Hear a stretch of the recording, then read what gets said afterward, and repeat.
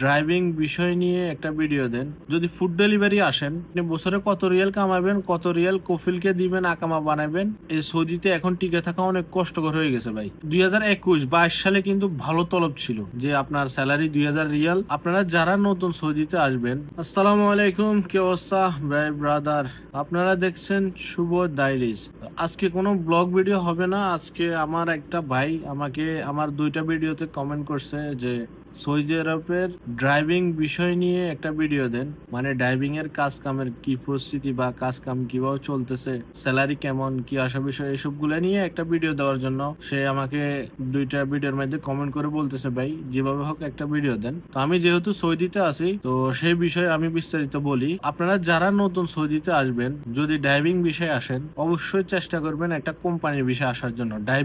Driving এর কথা বলতেছি। যদি কোম্পানির বিষয়ে আসেন তাহলে আপনার আকামা যে একটা কার্ড, যে আকামার কোনো টেনশন থাকবে না। আকামা বলতে এই দেশের আপনার বৈধতার একটা পরিচয়পত্র। তো ওইটার আপনার কোনো টেনশন থাকবে না, আপনাকে কোম্পানি আকামা করে দিব, তাহলে আপনার আকামার কোনো টেনশন থাকবে না। আর যদি আপনি বলেন আপনি ফ্রি বিষয়, বলে যে ফ্রি বিষয় বলতে কোনো বিষয় নাই। ফ্রিতে যারা আসি কাজ করবেন, ওইভাবে যদি আসি কাজ করতে চান, তাহলে আপনি যদি বাইরে আসেন, কোনো কফিলের আন্ডারে আসেন, কফিলে আকামা বানাই দিব, কফিলকে আপনি মাসে মাসে ফায়দা দিবেন, বাইরে কাজ করবেন।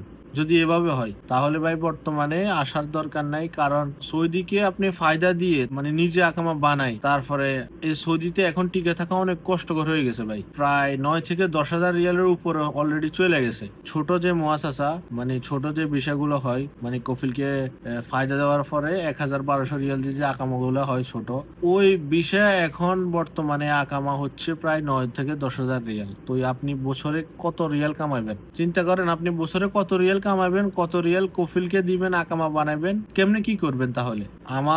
আমি যেহেতু সৌদিতে আছি, মানে আমার ব্যক্তিগত পরামর্শ থাকবে, যদি আপনি ড্রাইভিং এ আসেন প্রথম অবস্থায়, তাহলে চিন্তা করবেন কোন একটা কফিলের আন্ডারে আসার জন্য প্রথম অবস্থায়। তাহলে কি হবে কি, আপনি আসার পরে আপনি যেহেতু প্রথম অবস্থায় আসলে ভাষা বুঝবেন না, মানুষের সাথে কমিউনিকেশন করতে একটু সমস্যা হবে। প্রথম অবস্থায় আসলে 1 বছর 15 মাস আপনি কফিলের আন্ডারে কাজ করেন।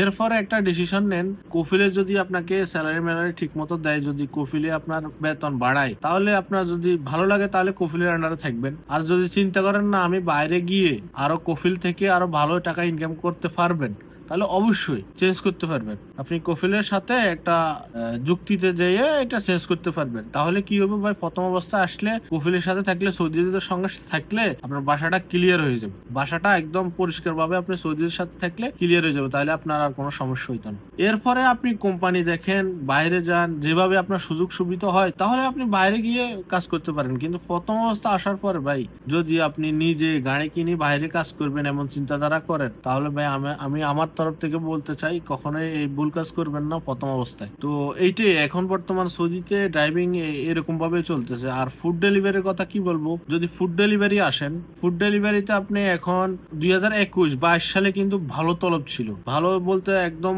অতিরিক্ত তলব ছিল ওই সময়। কেউ মাসে 5000, 6000, 7000 রিয়ালও ইনকাম করতে পারতো। কিন্তু এখন বর্তমানে কি হয়েছে, লজিস্টিক কোম্পানিগুলা ফুড ডেলিভারি কোম্পানি থেকে তারা কন্টাক্টে নিয়ে নেয়। নেওয়ার পরে কি করে, তারা আমেল দিয়ে মানে তাদের এই লজিস্টিক কোম্পানিগুলা চালায় আর কি। তো ওই ক্ষেত্রে এখন তলব আসে, কিন্তু ওই রেটটা কমায় দেয়। যে লজিস্টিক কোম্পানিগুলো আছে এগুলা কি করে, আপনার ওই ধরেন একটা বাধ্যতামূলক দেয় যে আপনার স্যালারি 2000 রিয়াল, কিন্তু আপনি তলব দিতে হইব 500, 550। তো এরকম 550 দেওয়া অনেক কষ্টকর হয়ে যায় সৌদিতে এখন। তো ফুড ডেলিভারি কাজও কিন্তু অনেক কষ্ট হয়ে যায় ভাই। বিভিন্ন ধরেন হাঙ্গার, জাহেজ, কিতা, টয়েটু, আরো কয়েকটা কোম্পানি আছে, এগুলাতে আপনি চাইলে করতে পারেন। তো এটাই আমার পরামর্শ থাকবো, প্রথম অবস্থায় আসলে অবশ্যই কফিলের আন্ডারে আসেন, ভাষা শিখেন, তারপরে যাই নিজে কিছু করার চেষ্টা করবেন। ধন্যবাদ সবাইকে যারা ভিডিওটা দেখছেন। যারা জানেন না অবশ্যই ভিডিওটা শেয়ার করে জানিয়ে দিবেন। আর আমার চ্যানেলে নতুন আসলে অবশ্যই আমার চ্যানেলটা সাবস্ক্রাইব করবেন। শুভ ডায়েরিজ। আসসালামু আলাইকুম।